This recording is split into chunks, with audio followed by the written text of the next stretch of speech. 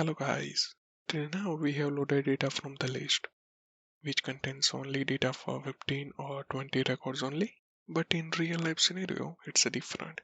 We might have 1,000 or even million of data, so we cannot hardcode it in our program, just like the previous sessions. Alternatively, we can store it in the text file, which can be either CSV or the TSV. Let's switch to Visual Studio. I have already created a folder for session 16 and added two dataset files which contains the same data as the previous session.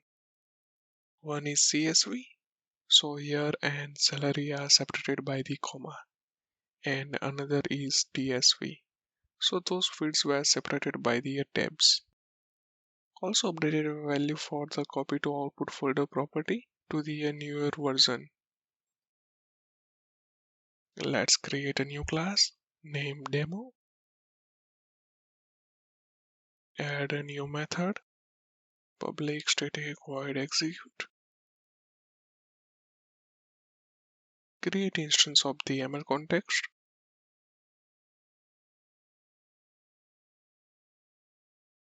To load data from the text file, we need to use the context.data.load from text file.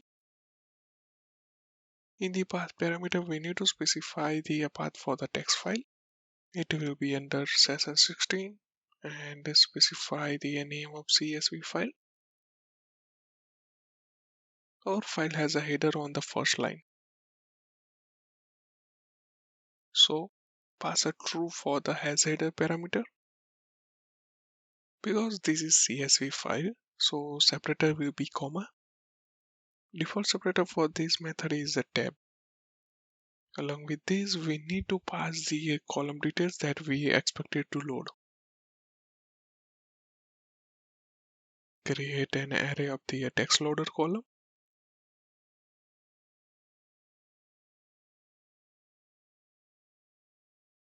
And create a column. The first parameter is the name of the column, that is years of experience. Next is the data kind for that column. It's a float, so we need to use the single, and this column is stored on the index 0. Similarly, create another column for the salary. It will be also single and store on the index 1. Update the column parameter value here. Now we have the data view for this data. To view the content of the data, we need to use the preview method. Note that we do not need to use this method in the production, because this method is just for the development purpose only. Put the debugger at the end of method, open the program.cs file, execute the demo of the session 16, save all the files and run the project.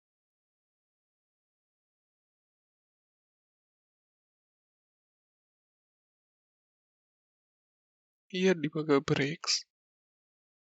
Open the preview in the quick watch. Data view includes the two column having 24 rows. Expand the column view. It contains the column detail as well as the data for that column. Here you can see that column name, type and index. This value node contains the value for that column. Similarly, row column contains the value for the each row in the key value pair. Preview is a very handy method that allows us to preview the data of the iData view. By default, it gives the 100 records, but we can use the max rows parameter to specify the more value. Here we have used a list of column and specify the details about the column name, type and index. But we can also use the model for this. Let me create a new class, name input model. Again, it has a two property, that is a float years of experience and a float salary. To specify the index order to load, we need to use the load column attribute. In the case of the years of experience, it will be 0, and for salary, it will be 1. Let me comment those two lines. This time we will use the generic method of the load from TextFile, and we want to load the data based on the input model. Let me copy other parameter from the above. Save all the files and run the project.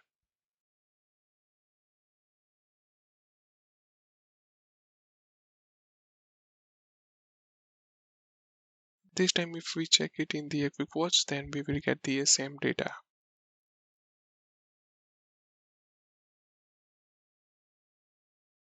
In both examples, we have used the CSV file only, but ML.NET SDK also provides support for the TSV files. So let me copy those lines and paste it here. Comment this for now. Here we are going to load the data from the TSV file, and I am deleting the separator character parameter, as the default value for that parameter is a tab, and in the TSV file we do not have the header, so pass the false here. Save all the file and run the project.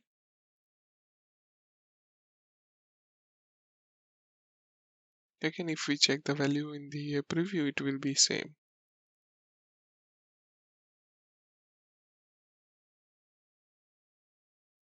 Let's see what we have learned in this session.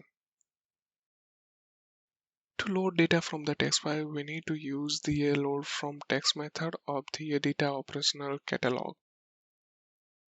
In the first example, we have provided the column detail explicitly. This is useful when we do not have any model. Here, data kind and index is a very important parameter because it maps the column based on the index. And if the type does not match, then it will set the default value. In the second example, we have used the model that specify the column details. In the third example, we have load the data from the TSV. So we do not need to pass the separator character parameter. Here is a model that we have used to load data. It will automatically take the name for column based on the name of the property or the value specified in the column name attribute. And to specify the index, we need to use the load column attribute. Stay tuned for the next session.